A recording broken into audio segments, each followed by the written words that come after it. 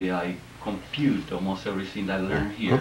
I take the good part, and I really learned very much indeed. And the briefly time that I spent in here, I All right, enjoyed very all right. much. Don't feel guilty about not writing things down. Maybe you'd rather give your full attention to listening. I really do that. Whichever is best for you, for yourself. All right, you got it now? I got it. You got it. As long as you don't call me a lady anymore.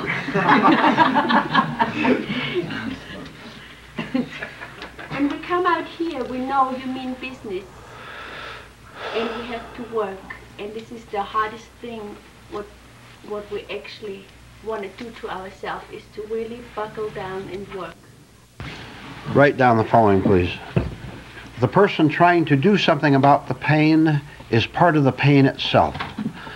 The person trying to do something about the pain is part of the pain itself. So failure must always result, comma, so failure must always result.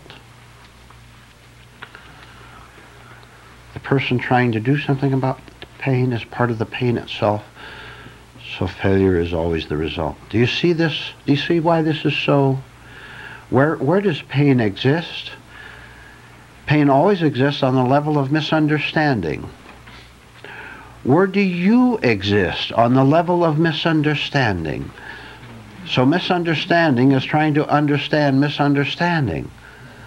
No wonder Larry wants to bump into the, what was it? Tumbleweed. Tumbleweed.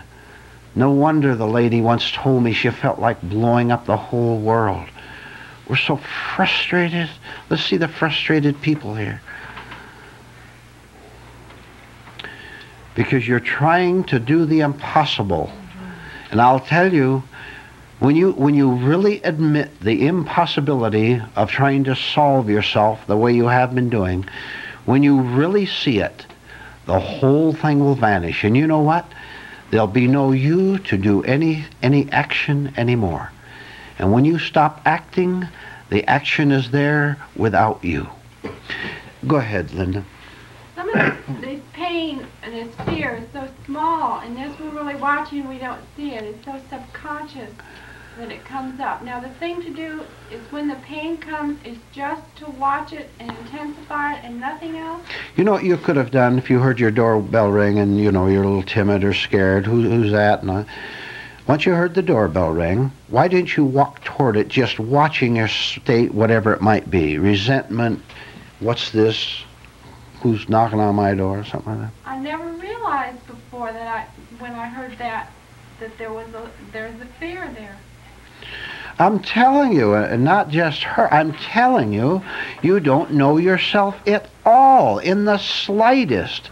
And this is why you can be so arrogant about how spiritual you are, how you understand so much, how you don't need this class. You don't even know what a persistent liar you are about everything. You know the perfect evidence that we are liars? The fact that we suffer. If you suffer, you're a liar. Period. Do you understand, by the way, that I was well aware of what was happening? You thought I forgot that it was 7 o'clock and I was supposed to stop you people from coming up and give you a nice little talk? If you came here and sat for an hour and a half and resented something that went on in here and saw the resentment, you will have come here gone out with value. You want a routine, a nice set little talk, the man in command up there. You want someone to think for you, to take charge for you. Go ahead. Then you'll be scared for the rest of your life. You want someone else to lead you, be brave for you, talk for you. You want that authority, and yet when that authority changes the smallest little thing, you don't like him anymore. Why don't you live up to my expectations about the way I think you should conduct the class, for example?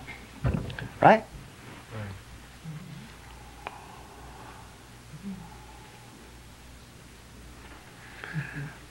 It's very good for me to sit here and look out and know that you want certain things because you've had them before, nice half-hour talk. Just sit here and not give it to you. Knowing what you're thinking. You have your notebooks out. Oh, I don't want to write down Larry's dumb fact.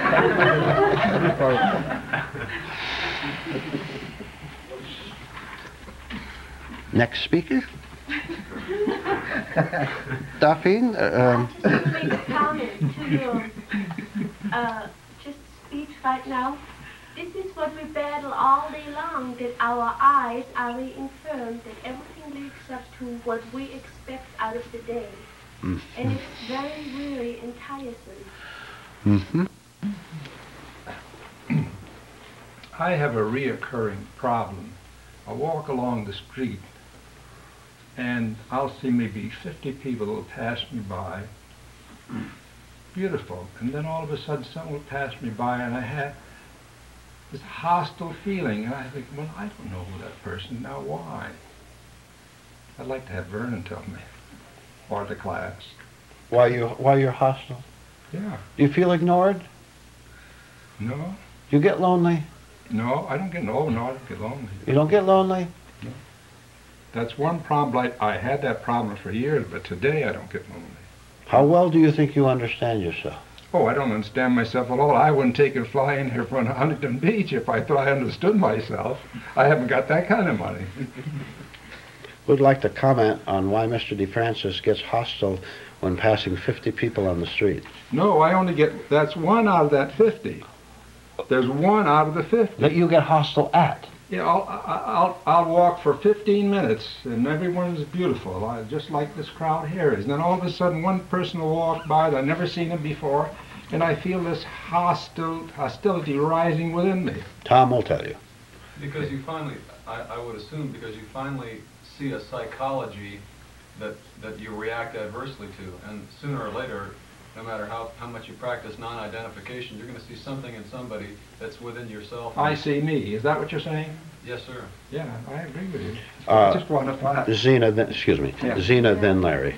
I was wondering if it could be that at the 50th person, maybe he recognized the hostility like within himself, and then he projected it out onto that person. The hostility is in you, of course. Yeah. It'll find a target. Larry, then Sally.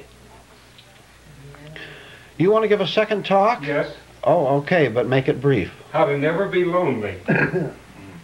Okay. I've been watching very heavily my thoughts. Last week I had quite a period of time. I was just sitting very quiet, no distractions, and I could get the mind slowed down real well and actually watch them. Now, how to never be lonely.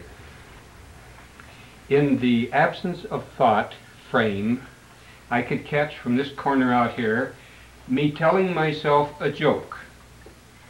I'd see it, I'd pass it. Then out of another corner, I could see myself, well, I lost it for just a moment, but there was two of them that came to me. One telling myself a joke. I've forgotten what the other one was, but it was cute. Now, there's really more to it than that. I was lonely. My mind got lonely trying to stand still. That, I feel, is some form of loneliness to me is lack of distraction, external or mental, either one. So a part of me was sitting there in lonesomeness, really, and another part of my mind's going to tell me a joke. Ah, I've got it. The reason that this jokester came up is all of my life I have thought I've been a jokester. I've told some funnies in my life. And that old self is not gone at all, although I would like to think it gone. It's still way down deep and crawls up whenever it gets a chance.